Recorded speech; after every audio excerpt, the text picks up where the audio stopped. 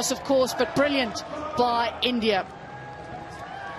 It's really been a poor showing from this Barbados batting lineup. I expected much more from Dutton, Matthews, and Kaisia and Kaishona Knights. They are West Indian players, so you'd expect a better showing from them. It's really tough going for those debutants to come in and really get a go against this India bowling lineup. They've been skittled out, Barbados, for 62 for 8 of 20 overs. With the ball, India were superb, in particular Renuka Thakur. She set the tone again with the new ball, and it was easy for her captain just to allow her to bowl out those 4 overs at the top. 4 for 10 for her, another 4-fer. Absolutely sensational. The rest of the bowlers all backing them up, and many of them getting an opportunity with the ball. Some overs under their belt, just what they need ahead of the semi-finals. A dominant performance by India. Barbados were barely in this game through most of it.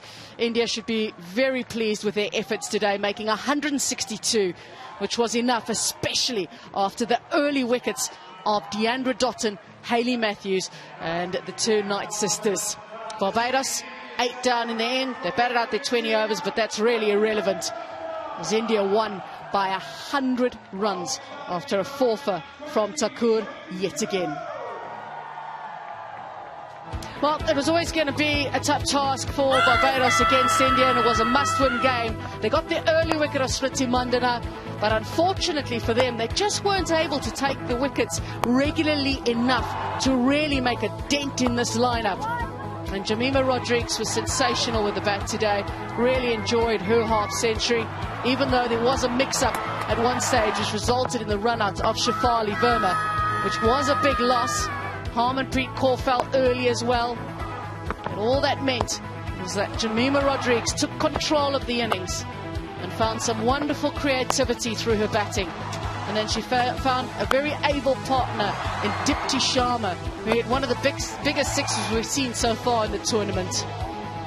An excellent partnership between the two took them to a good score. In response, losing early wickets and important wickets really put this Barbados team on the back foot.